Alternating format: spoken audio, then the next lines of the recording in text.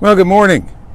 It is Saturday the 21st, and we're here at the Fort Worth Aviation Museum. I'm Jim Hodson. I'm the Executive Director of the Fort Worth Aviation Museum, and we're here to have another session of fun with airplanes, fun with aviation. We understand there was a little problem with the transmission for our A-12 walk-around. We'll see if we can take something to fix that.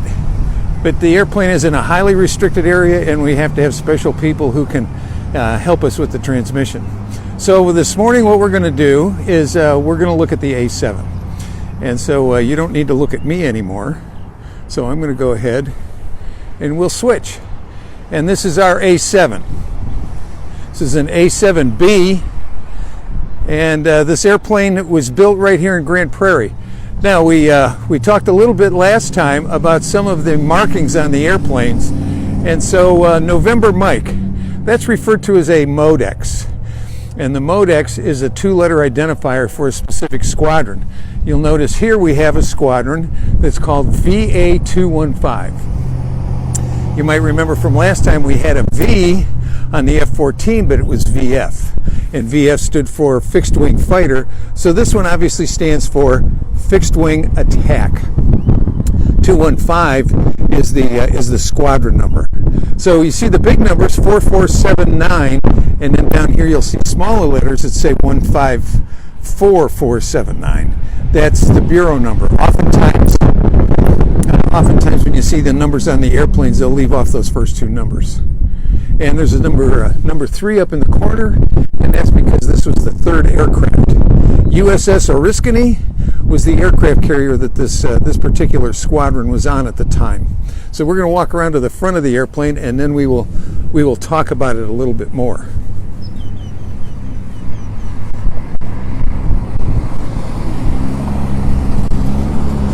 This airplane was built right here in the Metroplex. It was built by LTV, Lincoln 12 Watt, over in Grand Prairie. The airplane was originally went into design work in about 1984, and it was going to be designed as a replacement for this aircraft, the A-7 or the A-4 Skyhawk, which is a Navy and a Marine Corps attack airplane. A lot of other countries used it also, but as you can see with the A-4, it's carrying 6 500-pound bombs. Well, the A-7 could carry a whole lot more. We've got 6 on this side, 6 on the other side. This airplane could actually carry 30 500-pound bombs. We'll look at the bombs here in a little bit. You'll also notice that there's a Sidewinder missile on the side. The A-7 would carry 2 of those, and those were for air defense. You'll also notice a gun port. The gun port here for this airplane, for the B model, was 20 millimeter guns. It had carried 2 20s. The name on the airplane is S.E. Jacobson, Commander S.E. Jacobson. Jake is one of our volunteers here, and he was also the sponsor of this aircraft. This big long pipe that you see here is the refueling probe that would pop out to the side when they needed to be refueled, and it would go ahead and plug into an aerial refueling airplane. Sometimes it was another A-7 that carried what was referred to as a buddy store down on the bottom. But we're going to just walk around and look at this a little bit. The original design for the A-7 Corsair 2, as this is called, came from the F-8. F-8s were also built here in the Metroplex. And what they did with the basic design, now the F-8 was a fighter, you can tell that from the F. But what they would often do with it is that they took the design for this airplane, or the design for the F-8, and they just kind of shortened it down and made it a little bit more sturdy to be a ground attack airplane. This airplane on its demonstration flights surprised everybody because the test pilot rolled it with a full load of bombs, and nobody thought that the airplane would be able to handle that kind of maneuvering capability. You see it's got the Vietnam service ribbon on it, and another pilot, a friend of Jake Jacobson's, Captain M.T. Rivers. Muddy was his call sign. You'll notice a lot of military pilots have call signs. Those are not something that you pick out. If you pick it out, then they will give you some other call sign that's less flattering. So you earn your call sign one way or the other. Jake and Muddy both flew this aircraft. They flew it in 2 different squadrons. And then we've got down here in the bottom, sorry about the noise, it says PC, which is Plane Captain Chief Gear Vitnaeus. Gear is a person who lives over in Europe, and he was very instrumental in helping us get this airplane here. It came to us from the English airfield in Amarillo. When they closed up, they had some airplanes that needed to be moved. Once I get around to the other side, we'll do a close-up on the bombs. You'll notice that the markings on this airplane, on this side of the airplane, are a little bit different. You'll notice it says Attack Squadron 304 up on the tail. Same bureau number, that doesn't change because that's just like your name, that doesn't change. But what we did here is we did 2 separate paint jobs on the 2 different sides of the airplanes to be able to represent and honor 2 different squadrons. And on this one we have a triangle, which is a Delta, and an N, which is a November. So the Modex for Attack Squadron 304 was Delta November. This is a transonic airplane, which means that it could not go supersonic. I worked with lots and lots of A-7s when I was a forward air controller in the OV-10. We would work out in the ranges in Fallon, Nevada, and other places. The Air Force also flew these, and so did the Air National Guard for a long time. It never actually totally replaced the A-4 because the Marine Corps did not fly the A-7s, but they did continue to fly the A-4s up until much later when the F-18s came along. Now, 30,000 pounds of bombs. That's what this thing can carry, 30,000 pounds of bombs. Now we're going to show you these. These are considered a Mark 82 general purpose bomb. Now these bombs are actually real, but there's no explosives in them, but they are real. And you'll notice these interesting looking fins on the tail of the airplane, and there's a strap around it. Well, that strap would be attached to a wire, and when it would be released, it would spring open like the petals on a flower, and it's called a snake eye fin. And what it would do is it's referred to as a retarded bomb, as opposed to a smart bomb that could be guided to the target. The snake eye fins would come out and give it high drag, so that it would retard its descent while you could get away with the airplane. Because in many cases, the A-7 was doing low-level ordnance drops. This is the fuse. These are the fuses on the bombs. These are not real. These were produced by Jake Jacobson, and you'll see a wire on there and a little spinner. It doesn't move because it's wired in. But what happens is when the bomb is released and these release hooks open up, the bomb drops away, but the wire is attached, and it will come off and it will pull out, and it will allow this little spinner in the front of the bomb on the fuse to spin. So when that little propeller spins up fast enough, it arms the bomb. So it's not going to arm right as soon as it comes off of the airplane. It has to drop and descend for a while before that's going to happen. So it will spin up, and at some point in time it arms the fuse so that when it hits the ground it will go off. Now, in many cases, they also used what are referred to as daisy cutter fusing, which means that there would be a long extension on here, sometimes as much as 3 feet, with the fuse on the end of that. So the purpose in that is that when it dropped and it hit the ground, it would go off above ground level. And the intent there was to provide a concussive force. And these 500-pound bombs had a concussive force of 500 to 750 pounds of dynamite. And so when they would go off, they would clear a landing zone for helicopters. It would knock down trees and shrubs and buildings and things like that, but it wouldn't make a big hole. So you could use it for a landing zone for a helicopter. Now, in the A-7Es, which was the advanced model of the A-7, they had much better avionics and bombing capabilities on the airplane. They changed the gun out to a 30 millimeter Gatling gun, and they also had a lot of electronics that they could change how the bombs reacted once they left the airplane. So one of the things that it could do was you could change the fusing so that there was a delayed fusing, which meant that when it hit the ground, it didn't go off right away. It would penetrate for some period of time that the pilot would set, and then it would go off. So it would go off and it would create a bigger crater, or it would do more damage. So this particular airplane, as you can see here, it's a Firebird because that's the squadron that we were representing on this side. So this one had 2 Purple Hearts, and that's interesting because this airplane did serve in Vietnam. You can see the Meritorious Unit Citation. It also was in the Armed Forces Expeditionary National Defense in Vietnam. Well, when it was in Vietnam, operating off of the Oriskany, on 2 separate occasions it was hit with 37 millimeter anti-aircraft fire because we found the damage on the airplane. So although you don't actually give medals to airplanes, we recognize the airplanes here in their service by saying that this one was wounded twice and continued to fly. As you can see, it flew with the Navy Attack Squadron VA-25, VA-122, VA-204, and VA-304. Built in North Texas, and this particular airplane is on loan to us through the General Services Administration in Austin. It's called the Surplus Property Program. You'll notice too that it says the airplane was capable of flying almost 700 miles an hour, maximum altitude of 42,000 feet, and a range of 2,860 miles. Huge fuel tanks. This is one of the few airplanes that could almost make it hard for us in OV-10s to stay with them. We had enough fuel to go out on a range for 4 hours usually, but the A-7s would stay out there with us almost forever. Let's see if we got a few other things we can point out here. This bar in the front, you see this long white bar in the front.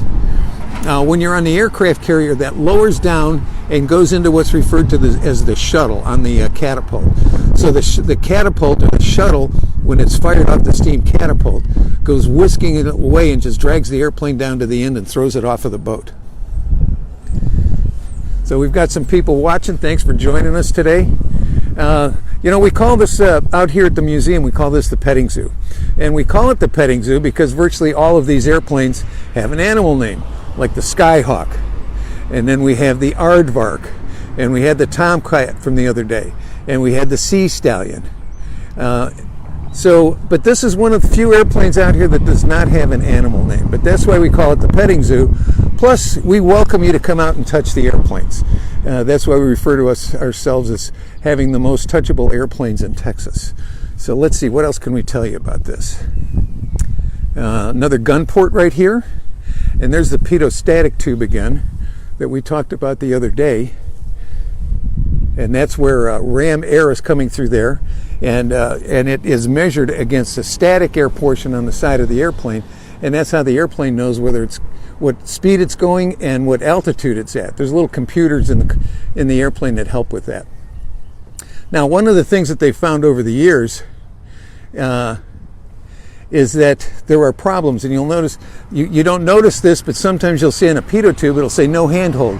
That isn't because you don't want to climb on it, it's because pitot tubes are heated, and they're heated because you can't get ice to form in them. If you get ice to form in them, you get what's referred to as reverse sensing. So if there was ice that formed in the pitot tube or over the static port, if you were climbing, the airplane would think it was descending. And if you were going fast, it would think you were going slow. So if you didn't know you were iced up, you could get out of control with the airplane, and it would usually happen in bad weather, so that's not a good thing. But if you put your hand on it when it's hot, you're going to take the skin off of your hand. Let's see, rescue. Okay, sometimes you need to be rescued on the ground. You'll see this sometimes in the old films of aircraft landings and things like that. Normally in the ejection sequence, you pull the handle and the canopy flies off, followed by a short duration, and then the rockets in the seat fly off. But if a ground crew has to get in touch with you or has to get you out of the airplane, they will go ahead and find these rescue places on the sides of the airplane. You push that button and it allows you access manually to be able to open the canopy to be able to get the pilot or the crew out. The little orange light here is referred to as a marker light so that you will see, I'll show you something here. When you're flying in formation at night, you're always looking for points on the airplane that you can line up so that you can know your distance. So what you would normally be doing at nighttime if you're lining up is you would want to line up on the wing, on the leading edge of the wing like this. You'd see the one red light at the front, and then you'd see the orange light. So it's a position light. So you could tell what your position was to the airplane. What else do we have on this side? Now, sometimes you would use ladders to get up, and sometimes they wouldn't. Sometimes they use steps. And some of these airplanes, like these two panels right here, this one over the fore and this one over the ribbon, those could be opened up and they create steps so that you can climb up without having to use a ladder. All the rest of these panels with latches, when they would be opened up, they would have electronic equipment in them. So it would make it easy for a ground crew to be able to get into the airplane and be able to take black boxes out. So let's see, what else do we have here on this one? Oh, tail hook. Let's talk about the tail hook a little bit. We talked about the shuttle in the front for when there's launch, but when you're coming back to the boat, obviously you want something that's going to is going to help stop you once you land. And this is a tail hook. Navy Marine Corps airplanes, they always play in black and white because it moves and it's dangerous.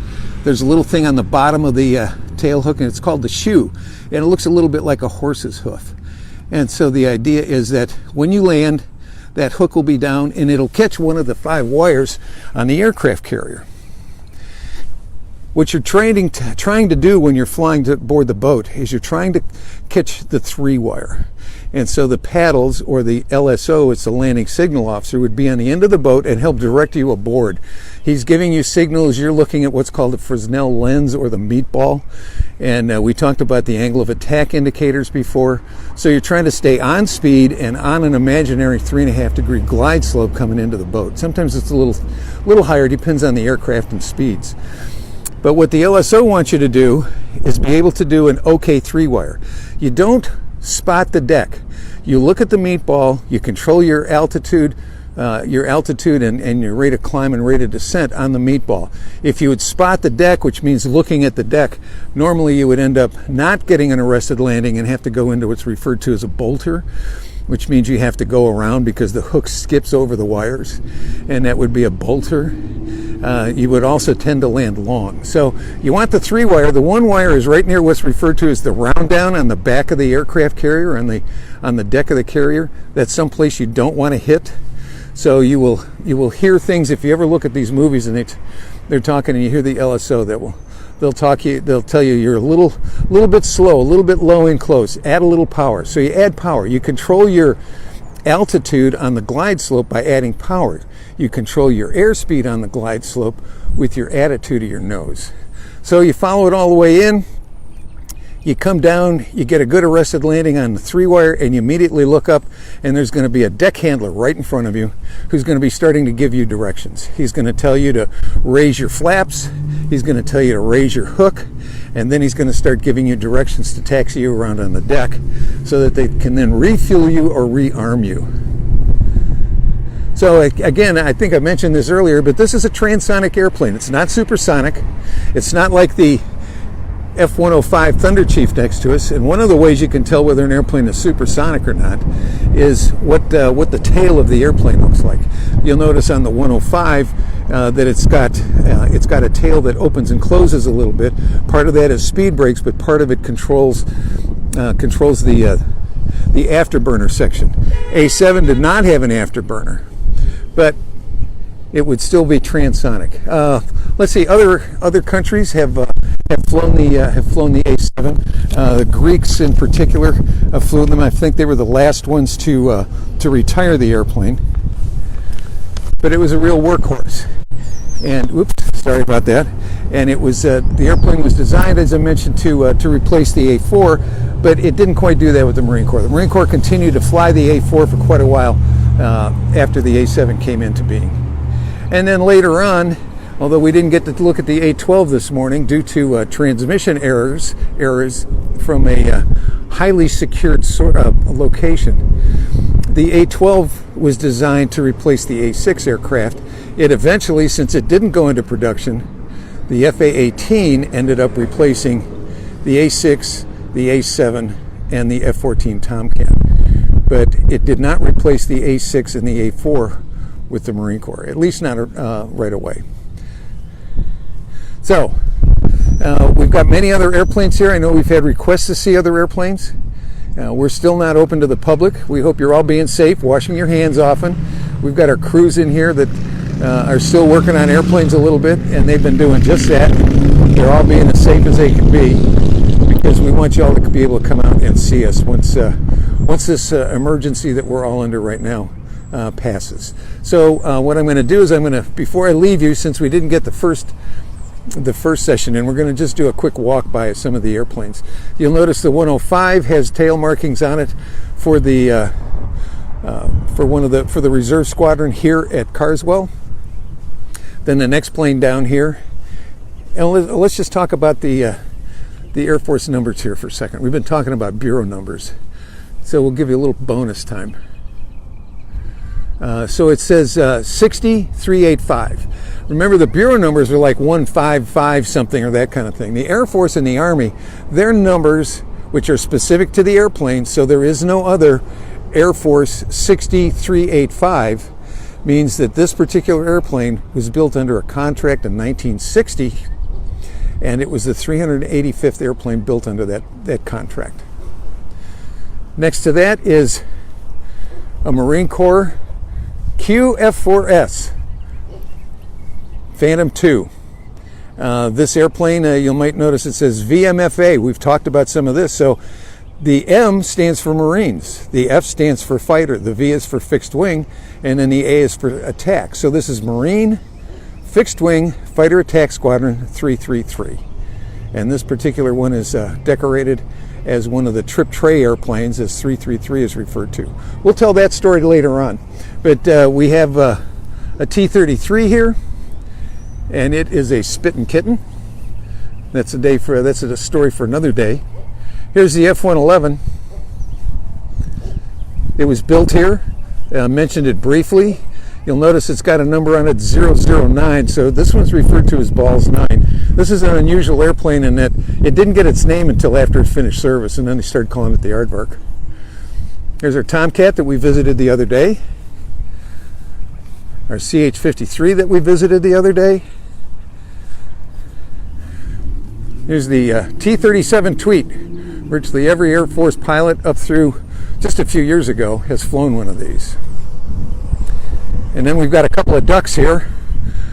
We've got a gray duck and a night duck. Those are both forward air control airplanes, and we'll be talking about those more on another visit.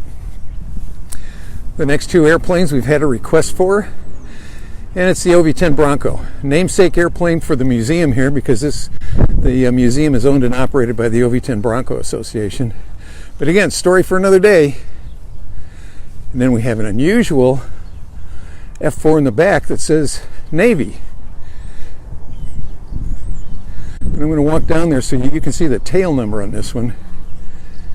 Behind the F4 is the tail of a TF-102 that former President George Bush flew in the Air National Guard. We know he flew that particular airplane at least 3 times.